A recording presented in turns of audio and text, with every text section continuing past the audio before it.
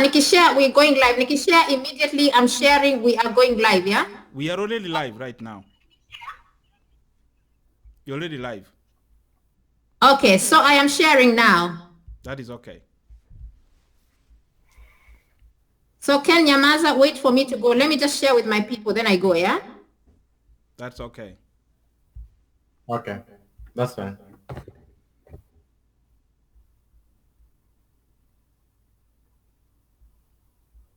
Okay, I'm ready. You ready? We are ready.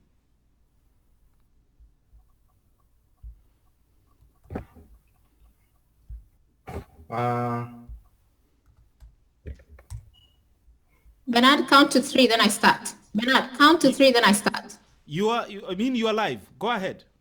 Okay. Welcome, viewers. This is the day we have all been waiting for. Today is the launch of the Real Talk Show. This is a name that you all helped us to choose, meaning that this is a show for all of us. So for all of you that have created the time to be with us today, to watch us, thank you very much. We hope you're in for a very, very good time, the time that you will get so much information, a time that you'll also get to hear what we have to say about this show, what our plans are, and what exactly we are on about. I would like to introduce my fellow hosts. We will be hosting this show, 3 of us. There is Ken Joe from Finland, and there is Ben Omweri Kebwato from Minnesota in America. With the 3 of us from the Association of Kenyans in the Diaspora, we will be hosting the Real Talk Show through KDRTV. KDRTV is the Kenya Diaspora Radio and TV. We are a media house that brings to you real-time news from Kenyans in the diaspora and from Kenyans in Kenya as well. But today we are here to launch this show, the Real Talk Show, a show that we've all been waiting for. And I believe today is a great day in history, a momentous day, and we have started our journey of 1,000 steps with this one gigantic step. And thank you very much for joining us today.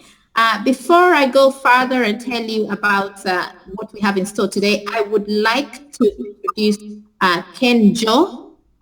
For him, he is in Finland, and I would like him to come and tell us exactly why there was need for this show. Why did we think that this show is needed at this point in time? Ken, over to you. Thank you so much, Sheila, and once again, welcome to our viewers. I believe that this is actually a momentous time in history that Kenyans in diaspora are taking the first step towards ensuring that they make realistic changes with regards to our country and with regards to all other issues. The show will not specifically focus on politics. It's going to be an all-round show that is going to affect people's lives politically, socially, and economically. We're going to cover a variety of issues. And therefore, I believe that this step by Association of Kenyans in Diaspora is one of the best in history. As you say, this is one of the best days in our history. And we begin a very big step towards that change. The need for the show was inspired by a need for getting into the field and starting the game because we've been us for a very long time.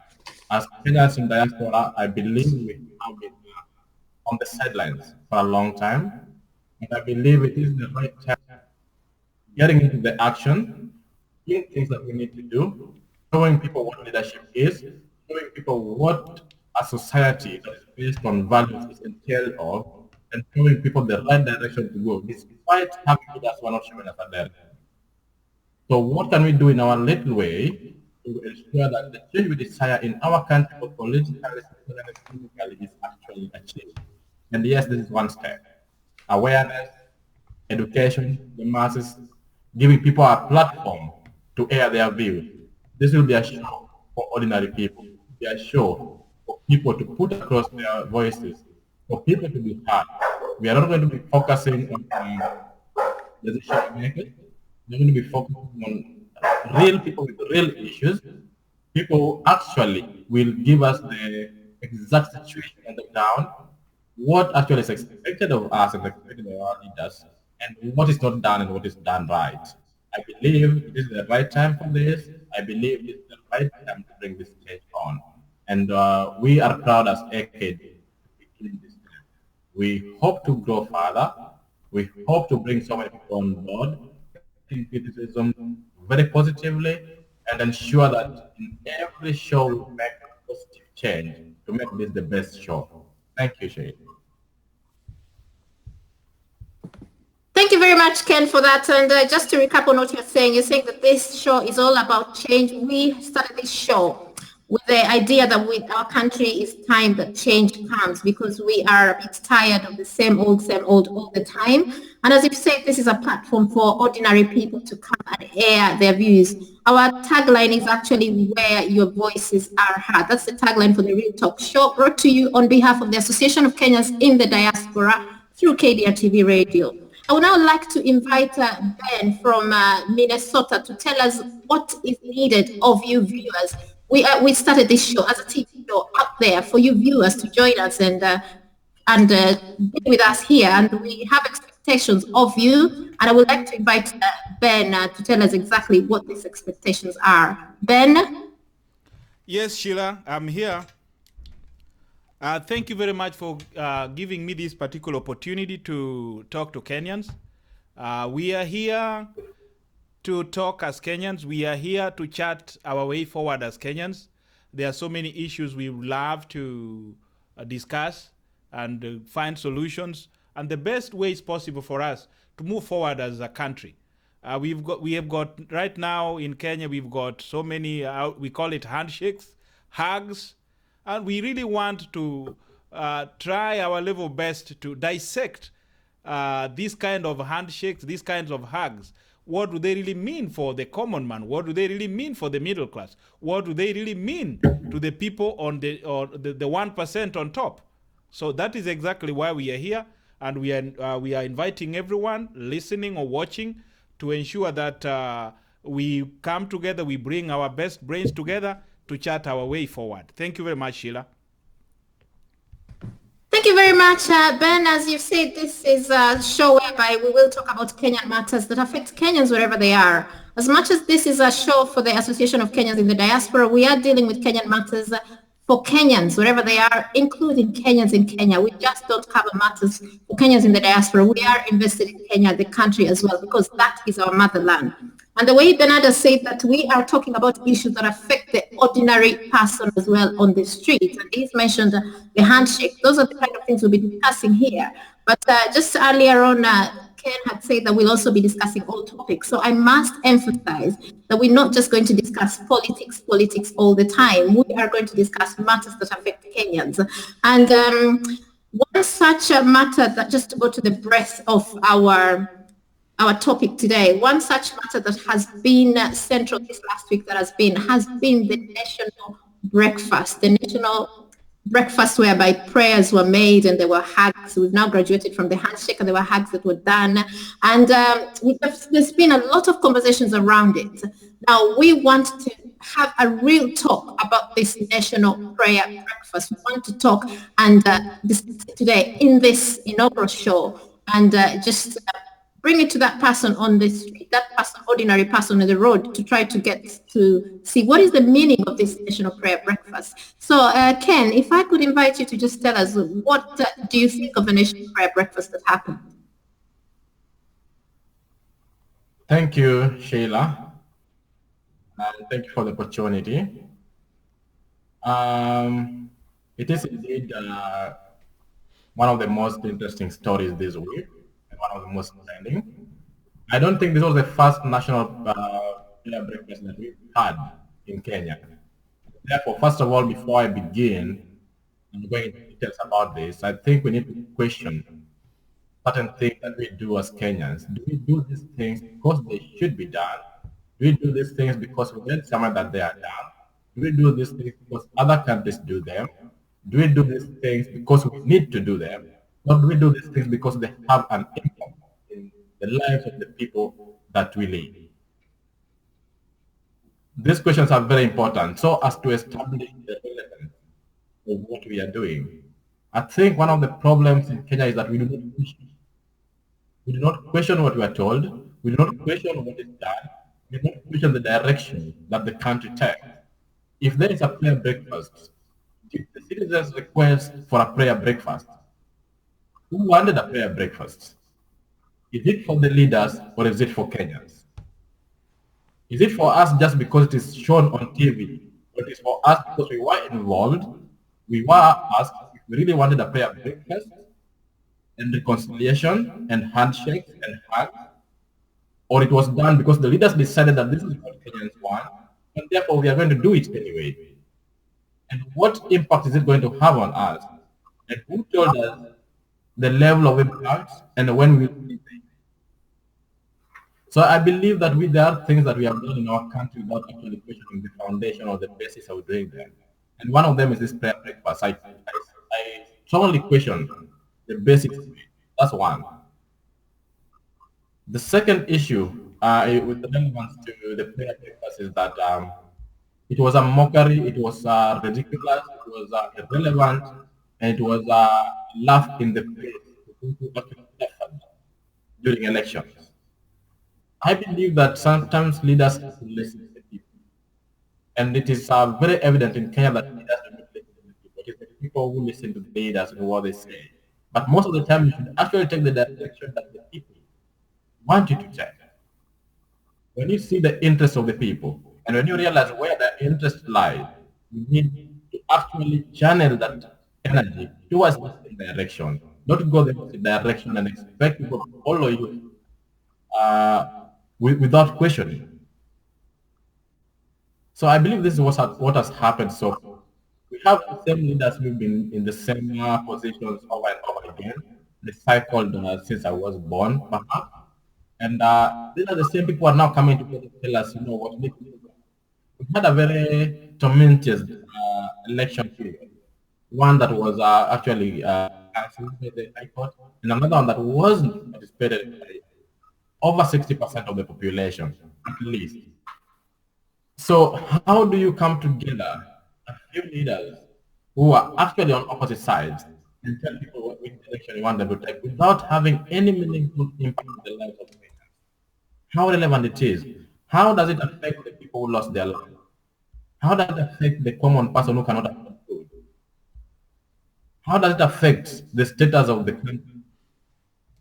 How does it affect the healthcare? People are dying in hospitals and call the very powerful high-level breakfast in Safari. Who does it help? Who is it for? These are the questions that we need to ask ourselves as Kenyans. And I believe here that this breakfast did not have any meaningful impact. And we need to stop doing this breakfast. We need to focus on the things that actually affect the life of people. If there was skirmishes during the elections, what was the reason for the skirmishes? Have these things been addressed so that when we have elections again, they won't happen again? We had a prayer breakfast last time after the 2007 2008 election. We had a prayer breakfast again in 2015. How did it impact us? How do these things help Kenyans? Why don't we address the real issues that are bringing these skirmishes that lead to the prayer breakfast? We are making a mockery of prayer, and this is not what prayer is meant for. And I know Ben, my colleague, will agree with me, but I think at this level, we are actually not doing what is required of prayers. Thank you very much. Thank you, This is Sheila. a real talk show, and indeed, there you've given us quite real things. You have said that you're questioning the whole relevance of the prayer breakfast. You're saying it's a mockery. You're saying it's extremely irrelevant. And it seems from what you're saying is that it was completely needless and it's not, it does not have an impact to that ordinary Kenyan on the street. Is that what you're saying? Yeah, I'm saying that very clearly, and let me back up my claim. In the same week that the prayer breakfast was held, the country lost more than 10 billion in corruption scandals. Now, let me say that these are the scandals that are known to the public. These are the scandals that made it to the national media. So let's just focus on this one that made it to the national media. Doesn't mean that these are the only scandals in the country. You know the history of the country. You know the corruption scandals that have been there in the past. So at the backdrop of a country losing such amount of money, in a country where the purchasing power is so low that people cannot afford $1, people live below $1 a day. In such a country, you hold a breakfast at Safari Park, which is a five-star hotel, and then you expect these same people to move on and accept the situation and be happy about it. The country has just lost billions of money. At the same time, the country is struggling. We are told that the GDP may have grown, but if you take the purchasing power of the people, it has gone so low, and the inflation at some point rose so fast. But these are the things that we are not addressing. People are still stealing money from these public purposes. And you hold up a prayer breakfast and tell people, we need to be okay, we need to build this country as a people. We have to act, we have to see real. Nothing is high time that we stop talking and just take action. Because what kind of leaders are we bringing? Do they believe that everything is just for the show? Do they believe that as long as you go on TV and hug your friend, then everything is fine? Why are we not talking about the people who died during election? Why are we not talking about the people who may have suffered different, for example, property loss during elections? Why are we not addressing the issues that happened during elections? Nobody at the prayer breakfast, spoke about what actually happened during elections. Nobody said that 1, 2, 3 happened, specifically referring to certain incidences, and they were made, but nobody focused on those. People are focused on hugging each other and showing the public that what, we're together. That's not what we want. That's not what affects us. So I believe, yes, this was a ridiculous. Thank you very much, Ken, for that, for those very candid reasons you've given. Just saying that the breakfast is completely unnecessary, and it doesn't necessarily have any impact at all to the people that were affected during the elections. And you feel that on the backdrop of money having been lost, 10 billion having been lost in the same week, the prayer breakfast is kind of completely wasting attention. The attention should have gone somewhere else. Now, I would like Bernard to comment on this. Bernard, what I'm asking you is to just reflect on the standpoint that Ken has brought, whereby he said this prayer breakfast is a mockery and a waste of national resources and a waste of everyone's time, and contrast it with what the whole objective of the prayer breakfast has been in the country and what has been said in the media in the country, which was that this was a show of unity. And when the leaders came up there and they hugged and they promised to work together, it was showing that indeed Kenya has decided to move together as a unified country, and the leaders are put behind whatever squabbles they had with each other, whatever issues they had with each other, they put them behind. And this prayer breakfast is actually symbolic of a time whereby Kenya is going to move forward as one country, with the animosity that was there and the antagonism that was there during the elections. We've forgotten them, and now we're moving together. You've been united, we've hugged, we're brothers, we've said sorry, we've forgiven each other, we've shared meal, we shared this breakfast meal together, we're moving forward. That is what the prayer breakfast, that was the whole meaning of it. And then Ken now here is telling us, what is completely unnecessary, is a PR exercise, is needless, is irrelevant, and has got no impact at all, meaning that even this unity thing that they're saying is all about is all hogwash. What are your reactions to this, Bernard? Thank you very much. I can say partly I can accept with what my brother Ken is telling us. But from the other perspective, as a Christian, prayer, when you have a prayer, when you hold prayers, it's a good thing. But the problem is, are we really honestly asking God to bless our country? And do we really have Kenyans at heart? Do we really expect that Kenyans are going to emulate what we are trying to tell them? And the other thing which you're supposed to ask yourself, yes, prayers, as Kenyans, we always actually pray. Even before we went to the elections, we claimed that we were praying.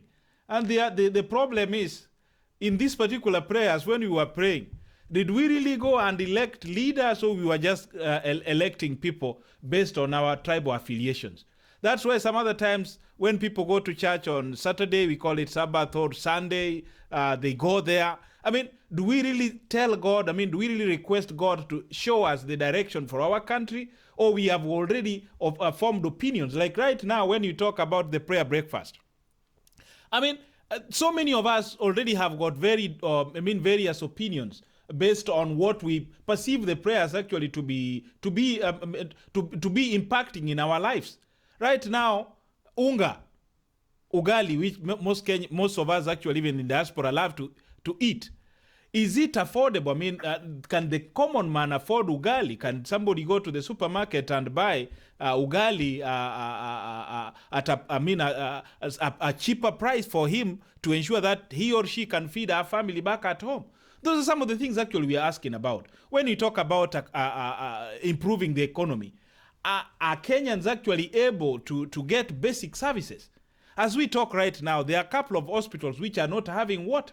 What is really bedeviling us? What is really ailing us? So when we see these kind of prayers, are they only prayers meant to bring leaders together, or it's just like I mean, they are basically, you know, like when somebody holds a function or decides to have a function and calls friends to come and dance.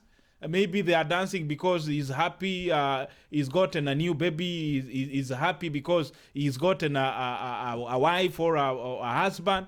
And then we also go and start dancing. I mean, are we really dancing because these people are happy, or the two of them are happy, or we are also coming to dance because we are happy? This is a communal thing. Those are some of the things I'm actually trying to ask myself. If Raila Amolo Odinga is really happy with that President Uhuru Kenyatta are coming together with him, I mean, through the handshake, and they want everybody to emulate this particular handshake, are we really going to gain from these particular handshakes? They signed both of them. We don't know the particulars or the content of the agreement or the MOU they signed. And MOUs basically signed behind back doors. We don't really know exactly what is contained in the MOU. And these are some of the things we're asking. We love the handshake, but is the handshake actually going to change the lives of Kenyans who are suffering? When we were going for elections, we wanted leaders to ensure that Kenya become a unified nation. So is Kenya going to be a unified nation through handshakes? We really need to see structural changes.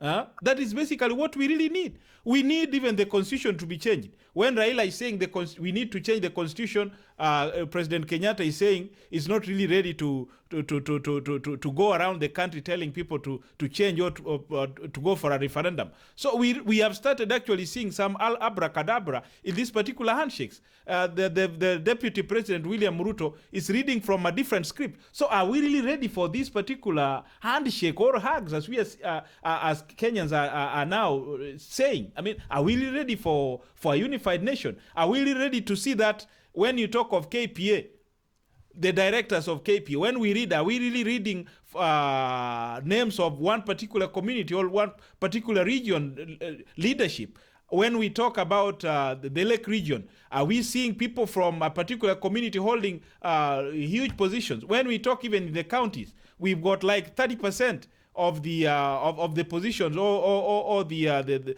I mean, yeah, I'm talking of the position in that particular county, even the CACs. Are we seeing that trend happening? Are we really applying the constitution, or like we had in Kiambu? I don't know whether we call him Governor Kabogo. He's trying actually to ensure that his community gets most slots. But are we really applying the 30% rule to ensure that every community who are living in that particular county are also accounted for, or are part of part and parcel of running the affairs of that county? Those are some things actually. Those are some of the real issues we basically need to see. But if this is not going to happen in Kenya, we still have a long way to go as Kenyans. Thank you, Sheila. Thank you very much, Bernard, for that very elaborative answer. And just what I can summarize from that, you are just basically saying what Ken has been saying before, that a lot of questions need to be asked.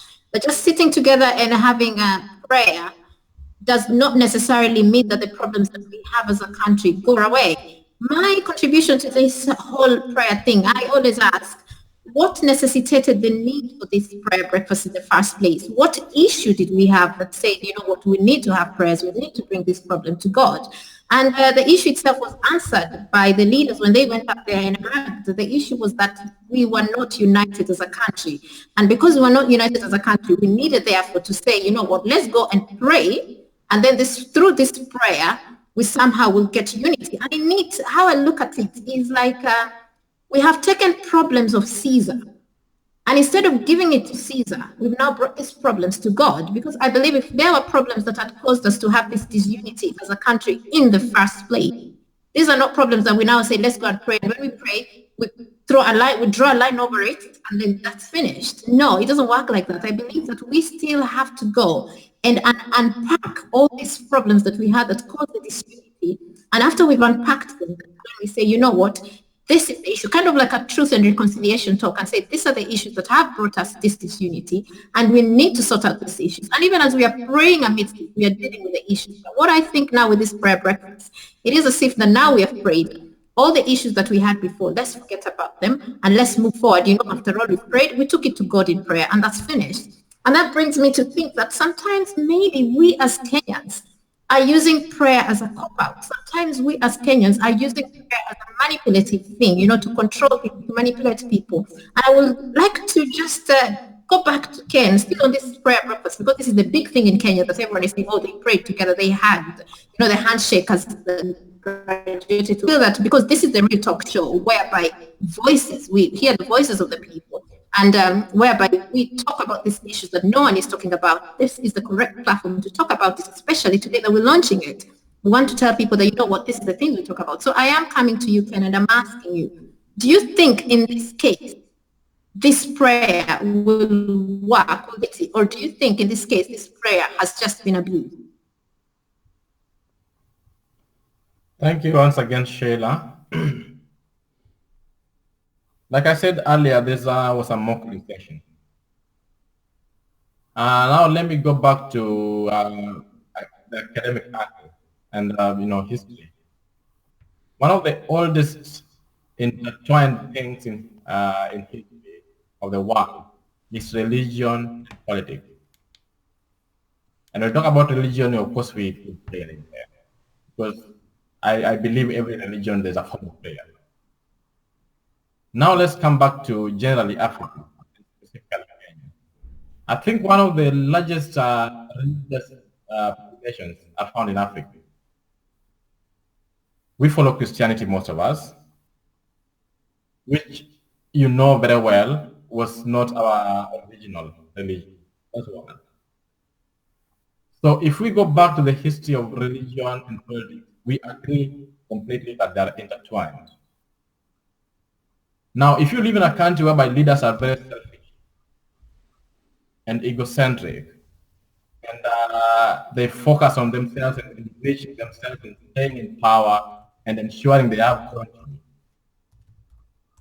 one of the tools that they will use to control the masses is religion. This is one of the most effective and most common and most popular tools used to control masses. It's actually referred to by some scholars as the opium of masses. So when we talk about prayer and forget about what happened to the people and the specific people who are affected and the specific sectors of the country that are affected, are we really praying to God, or are leaders using prayer as a tool to control the masses and ensure that they remain meek and remain quiet, so that whatever they are told next time, so that next time when we have a problem again with the election, like people are shot dead, we will have another national prayer breakfast, then people will forget because we've gone to God. I believe, even though I may not be so eloquent when it comes to church issues and religious issues, I believe that even God will not be happy when you sin today, come to him and pray, and do the exact same thing tomorrow and come to him and pray. I believe our leaders have known that the soft spot of Kenyans is religion, and in extension, prayer. So therefore, when they hold a prayer breakfast, they believe that Kenyans will follow through just because they respect God so much, and they respect the institution of the church and anything associated with prayer. Now, if I were to ask you a rhetorical question, do you think any leader standing in front of that podium really cares about Kenyans feel? They don't. Categorically, nobody went there to pray for a mother who lost her elections. I can tell you categorically, nobody there went to pray for who lost their life because of electoral injustices in the country. Nobody went there to pray so that the electoral reforms can actually take place, so that we don't have to have these problems all the time. I can tell you categorically that none of those people in that prayer breakfast really thought of Kenyans when they were there. It was about leaders meeting, having a breakfast, giving us and moving on with life as usual. After that, there were still corruption scandals going on, with mega investigations that will not reach us anywhere. So how do you actually come to us and tell us that was a genuine prayer? In this case, we are using the prayer as a control tool. It's being used effectively, and it can be used every year, and people will take their suits. And that is the mentality we want to change, and that's one of the things that we need to tell people that, you know what, these things that we do all the time needs to be questioned.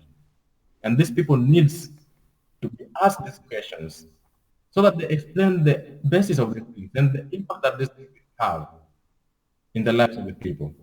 Second thing, if if we are talking about prayer in a country whereby just a few weeks ago we talked about over 40 people dying when a dam busted in Patelia, nobody mentioned these things. These are people who lost their lives. And that is just only that. If it was a country that systems work, then we would not be focusing on prayers and breakfasts. We would be focusing on issues like this. People lose their lives in floods every year. Nothing is done. The money that is set aside for these things is usually every financial year. Billions are set aside to help with flooding and disasters. There is no year that even the capital city of Kenya does not flood people. So I say once again that this is a mockery, and I think we need to question, as a people, as Kenyans, we really need to question the basis of some of the things that we do, and some of the things that our leaders do, and some of the things that actually we accept and become so comfortable with, because at the end of the day, I'm complacent. Thank you very much, Ken. You basically said again, reiterated what you said at first, that this prayer was a mockery and it was used as a control thing, and Kenyans need to wake up and they need to start questioning. They need to start questioning their leaders and their intentions and their motives behind the actions that they have. Now, Bernard, just to sum up on this prayer breakfast thing before we move on to the next agenda, if I could ask you, Bernard, you as a Christian, you have said here to us that you're a Christian. We do know that you're a very strict practicing Christian. I would ask you now, because prayer is a religious thing, and it's something that God himself has ordered or commanded people to do, that they should talk to him through prayers. Now, Ken here has said that this prayer has been used, a manipulative tool, has been used to control people, it's been used to sanitize wrongs that are there. What I would ask, Ben, is there something like a wrong prayer, like a fake prayer? And if there is indeed something like a fake prayer, like if we say this prayer breakfast was all fake and with ulterior motives, what would the reaction be? Would God still answer a prayer because it's a prayer that's been asked of him? Or God would say this is a fake prayer, it's a mockery, and I'm going to strike people with thunder and brimstone? What is it? Thank you, Sheila. I might not actually give you a direct answer, but from the Bible, I don't really want to quote the Bible. I mean, I can quote it, but because of time, let me just summarize a little bit about prayer. Jesus taught us how to pray. And he said it's not about, prayer is not about showing off. You can go to your room and actually tell God or request God to bless you or to comfort you if you have a problem, or bless you if you need some blessings, or help you in a certain situation. But politicians have actually manipulated this thing called prayer, and we've seen them actually go to different stadiums, different road shows to tell people that they are basically doing prayers. But to our astonishment is that this prayer becomes a political tool to manipulate a certain, a certain region or a cabal of. Let me not actually use that word cabal, but these prayers can actually be misused, and I believe as a Christian, I don't think that's the best way of praying. I'm not. Let me not say that I'm perfect, but the Lord has given us ways and means of praying. So if you use it for your political gains, I don't think whether God actually allows that one to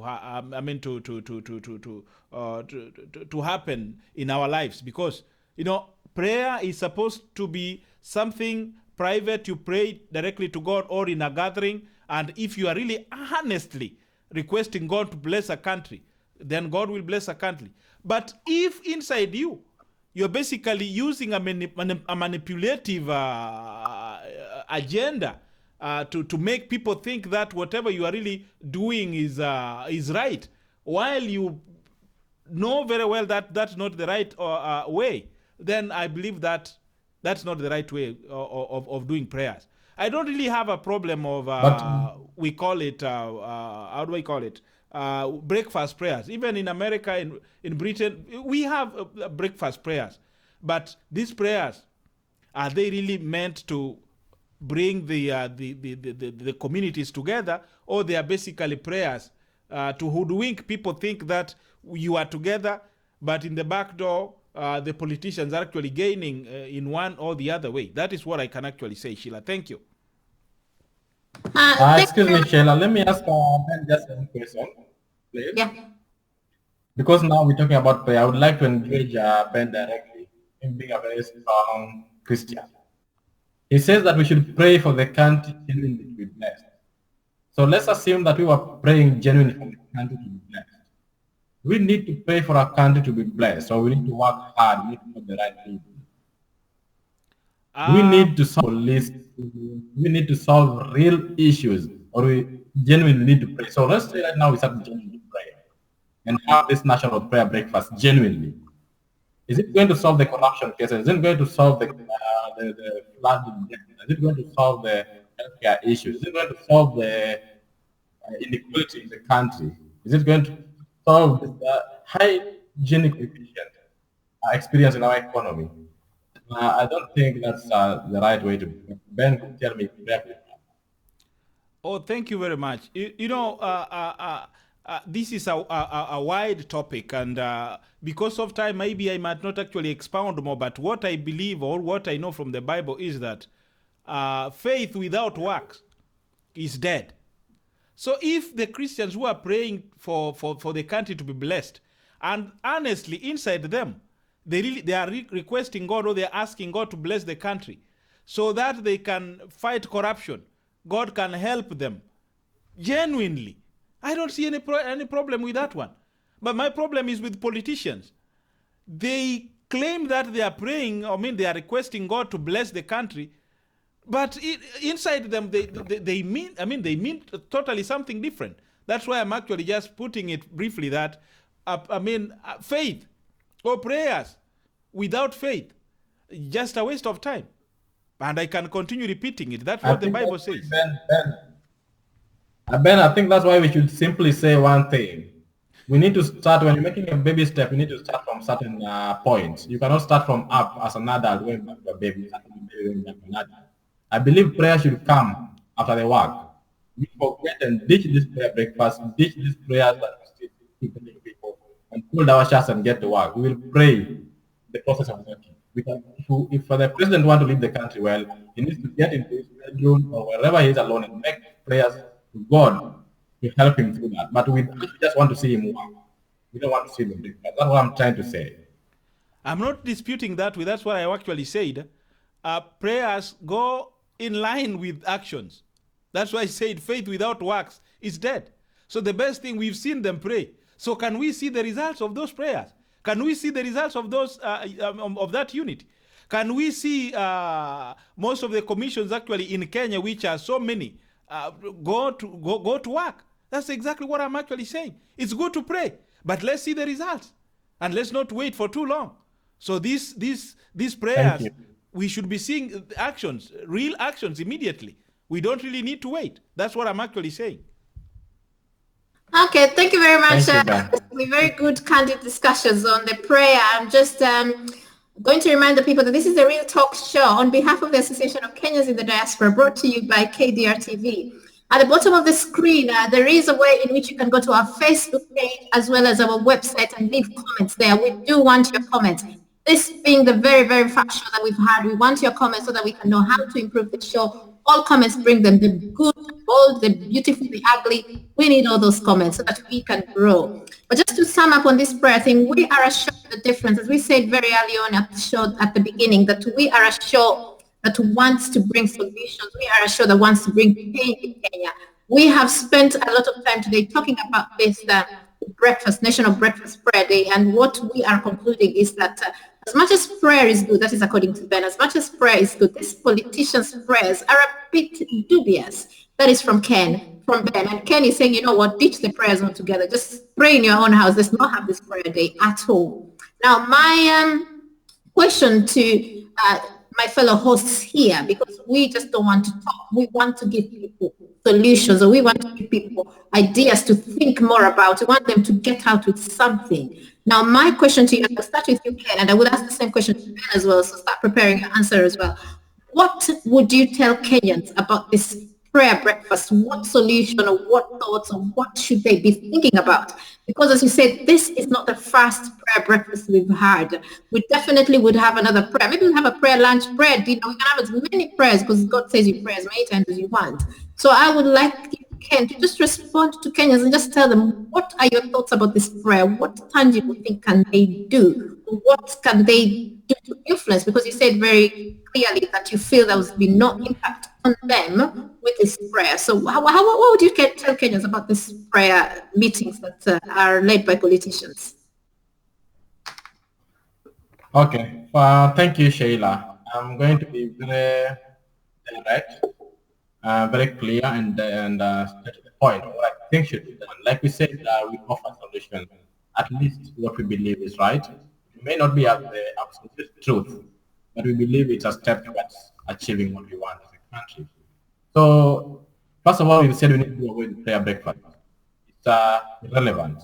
It's super quiet. It's redundant. It's not needed by anybody.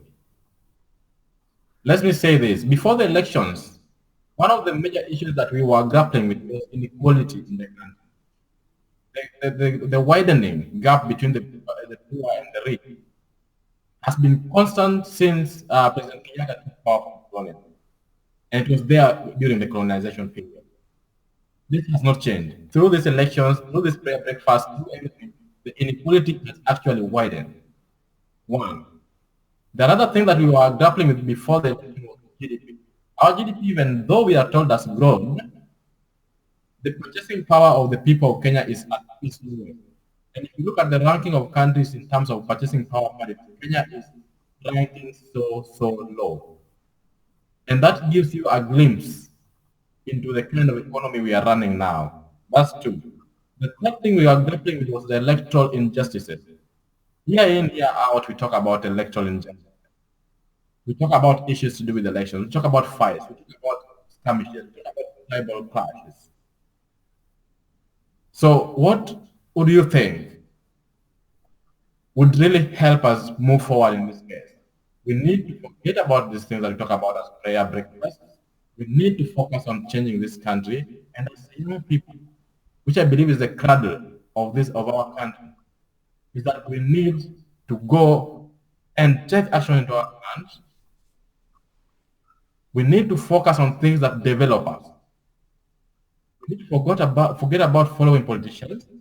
We need to forget about waiting for leaders to tell us the direction we need to take. Each year is the young people who die during election. It's the young people are short. So what's the first step that we take? Me and you and Ben have taken the step of talking to people, telling them what we think should be done, and airing the views out there, and also giving them a platform to actually hear their views. That's the first step. And whatever way you bring your little thing, it needs to change. So each and every one of us has to be conscious about the growth of the country and forget about the leader. That's the first step. Be conscious about your contribution towards the growth of the country. And forget about the leadership, the leaders of our country. Let us focus on real steps. If you are into agriculture, focus on agriculture. And do your best in that agricultural service and get the best product and be the best at it. If we come together as AKD to make people aware, let us do it at the best way possible and ensure that people are educated, people are aware, that every election period we tell them they need to know before they even make decisions. That is our contribution towards making the change that we want. Another thing that we need to do as youth, we need to forget about the begging mentality. We need to earn our money because it makes us be politicians year in, year out. We need to know that there is no way you're going to make it in life without working hard to get there. And I'm not saying this that they stop political participation. They must be involved in the political processes, but in the right way. And sometimes I think we need to focus on even removing all the caliber of leaders we have and tend to voting different kind of people, having a completely different mentality during the voting process. You saw what happened in the Arab Spring when we got tired of the leadership they had. I think Kenyans need to be angry. I think at one point we need to get to our boiling point. At one accepting. We have become too accepting, we have become complacent, and we become the people who actually choose this leaders, and therefore we are part of the problem. We have to stop being part of the problem. The only way we stop being part of the problem is let us get angry at what is happening. Let us call a spade and call a spoon a spoon. If you feel that the leader that you've been following for the last 20 or 30 years, or the leader that you were born, worshipping like a cult, is taking you the wrong direction, chart your own path. Take your own direction, what is happening, and take steps towards correcting it. The steps are so many. There are numerous thousand steps that people can take towards making the change that you want. It could be even a revolution at some point. I'm not saying people should revolt, but I'm saying that if we have the same people all the time, maybe we need to get new leaders. So I think these are the critical steps that need to be taken towards achieving our dreams. Thank you. Thank you very much for that elaborate answer, Ken. What you're just telling people is that we need to take the mantle in our own hands and take it away from the politicians, from the leaders. We need to start questioning, and we need to be responsible for our own decisions and our own country. We need basically to start standing up and being counted, as opposed to sitting there and just following like sheep to what the leaders are saying. You are also saying quite strongly that the prayer breakfast is not needed. So you're one of the people that will not necessarily be very sad if it is indeed cancelled and we hear that we'll never have a prayer day again. Now, I ask the same question to Bernard. What practical decisions, what can you tell Kenyans about this problem of prayer days and problems of leaders coming together and hugging and saying, we are now unified and everything? What practical solutions can you give Kenyans to react to this? Thank you very much, Sheila. I'm not for the prayer breakfast to be disbanded or discontinued. We need more prayers. But these prayers are supposed to be, to be practically applicable. Those words they are saying, Lord bless Kenya, to have a good, to have good commissions, to have good roads, to have good people. We reduce thieves, blah, blah, blah. So many other stuff I don't really need to mention all. So these are some of the things that we need Kenya actually to go ahead. Let me read some comments before I finish I put my comment forward from participants and viewers. We've got somebody called Alete Alexis. She's saying religion is used at times to pacify the people. Do you think that was the purpose of the breakfast? To pacify the people on both sides to accept the politicians not truly elected? And then she went ahead and said, it would have been great if they showed the movie Black Panther and the people rose up to demand better for the country. Wakanda forever. And then there is Benedict Olo. I'm watching from Nairobi. And then there is Magdalena Tieno. Very clear reception following the conversations keenly. Thank you very much, viewers, for giving your feedbacks. So, Sheila, let's continue having these prayers. But this prayer, we should actually be seeing resolutions actually taking place in Kenya. Right now, when we talk about corruption, we should see real people being taken to the court, real thieves, people who have really fleeced Kenya dry. So these are some of the key issues or the key areas we need to see the government actually take action. The other thing is let the government open up opportunities for the youths. It's not difficult for the youths actually to make money. The government should take initiatives to ensure that these youths get employed. We don't really need youths to come to Nairobi. We don't really need these youths to go to Mombasa. These youths can work wherever they are. They can work in Kisumu. They can work in Kisii. They can work in Kakamega. They can work, those ones from Mombasa.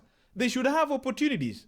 And sadly is that corruption was actually devolved to the counties. So there's really nothing happening in most of our counties. The only counties we are seeing some development is Kisumu, and also in is it Kibwezi, where Governor Kivuta Kibwana is? Not Kibwezi, but not Kitui. Which counties does Governor? Can you help me? Governor Kivuta Kibwana is Makueni. Yeah, Makueni. We are seeing tangible results.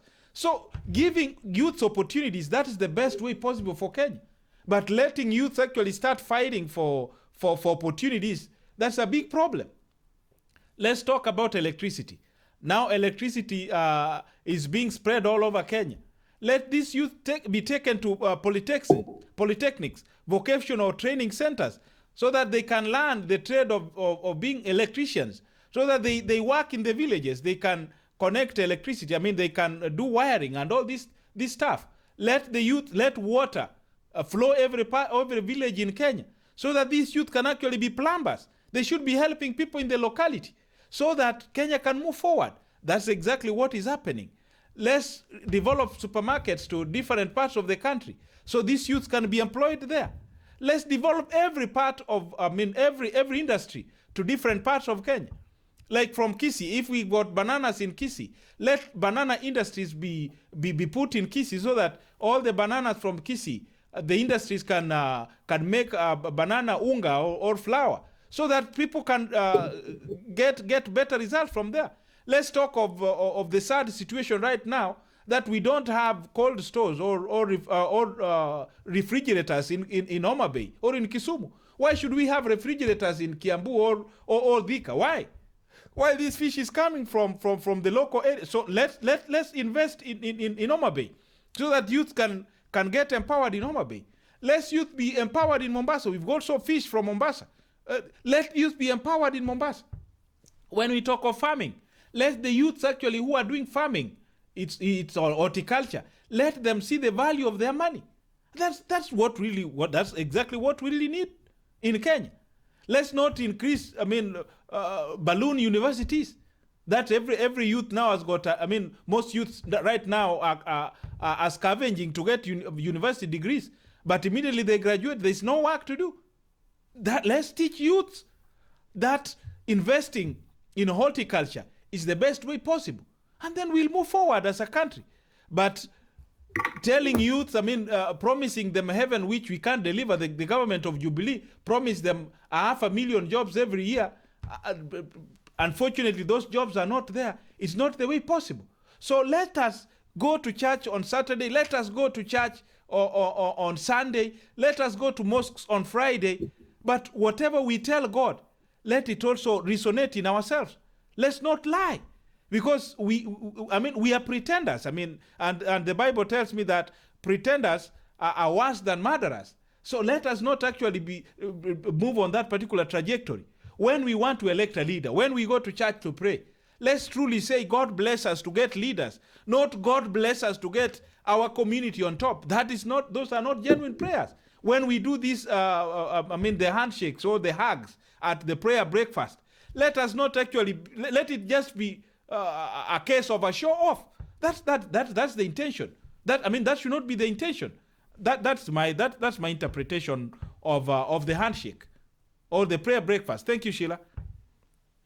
Thank you very much, Bernard, for that very candid reaction and suggestion to what needs to be done for Kenyans to move ahead. You have mentioned that the youth needs to be catered for. You have also mentioned that when we do pray, on the day that we choose to go to pray, we should pray with clean hearts, and action should follow these prayers. So that's the challenge that we leave with our leaders who actually went and had the prayer breakfast. We hope that actions will come out of it. We hope that truly they will make progress and or make ideas, bring forth ideas that will foster unity, because they say the main point of this prayer breakfast is to bring unity to the country. We are not united at all. So I hope that this prayer breakfast will actually lead to that, as much as we have so many reservations about that. I also must thank the people that have brought in comments, Aleta, Magdalene, and Benedict. Thank you very much for your comments. We are requesting for more comments. Bring them on. Do not be afraid. We are the Real Talk Show. We want the real talk from you people. We want to hear your comments. We will take them in good grace, and we will be very thankful of them. I need to just shout out to Steve Kalu and Elizabeth Aruba of Mwangaza Magazine. I did say I will greet you people as they do in some communities in Kenya. Lazima salamu zitumwe. So salamu ndio hizo nimezituma kwa Steve Kalu na Elizabeth Aruba. I hope you are watching, and I will expect your comments, commenting on the greeting I have given you. We are about to wrap up. I'll just summarize on what we've talked today. We have told you about the show. This is the Real Talk Show with Ken, Sheila, and Ben from the Association of Kenyans in the Diaspora, brought to you by KDRTV. At the bottom of the screen, we have our YouTube link, as well as you can find us on YouTube, type in KDRTV. And we've got a website as well. If you could follow us, or if you could go and leave their comments, will be most appreciated. We need those comments to grow. And as I said, any comment is welcome. We are living for that. I would also like to just sum up and say, yes, we have talked about the national breakfast, national prayer breakfast. We have spoken our hearts about it. We did research before we brought this topic here. We did talk. Most of the topics we'll also rely on you people to give us the suggestions. We are out there in social media. We'll be asking you what you want us to talk about every Sunday. We'll be airing every Sunday at 9 p.m. Kenyan time. We would rely on you giving us the topics that you would think are most important. One of the topics that was given today to discuss was the incident, the very sad incident that happened at Moi Girls Nairobi, but we felt it would not have been in good taste to discuss it for the sole reason that the investigations are still ongoing. So we do acknowledge that a certain vice has been committed in this school of ours. We condemn it. We condemn it in the loudest voice possible. However, we were not in a position to cover it because investigations are still ongoing, and we do not want to speculate. I wouldn't want to start our show by speculations to begin with. So us not discussing it is due to unavoidable circumstances. But as I said, we send sympathy to the affected people, and we hope that the culprits will face justice.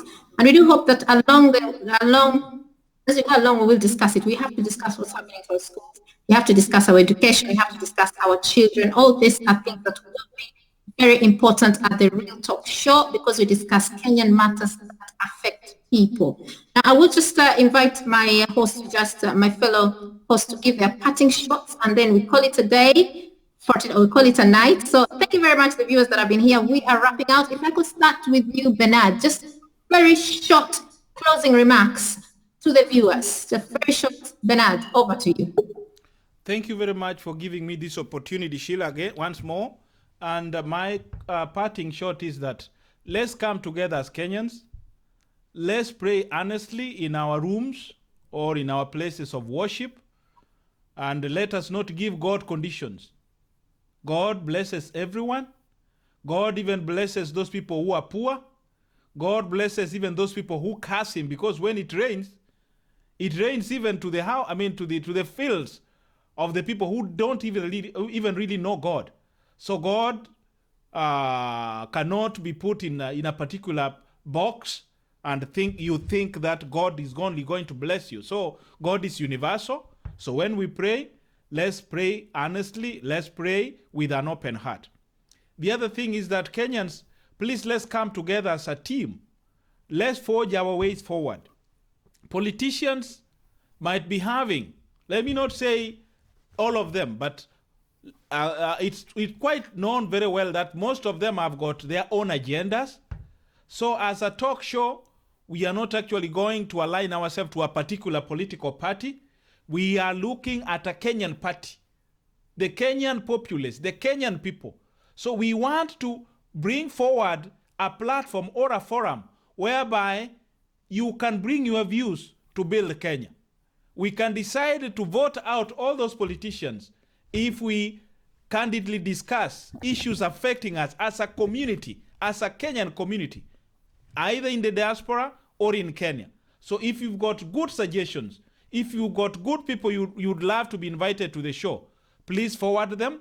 Our able presenter Sheila and Ken are available to give suggestions and to put them. To put the names forward and the questions you would love us to discuss or to air to all Kenyans. Thank you very much for getting an opportunity to share. To share with us or to be to listen to us or to watch us. Please next time invite more friends and may God continue blessing you. Bye bye from Minneapolis. Thank you.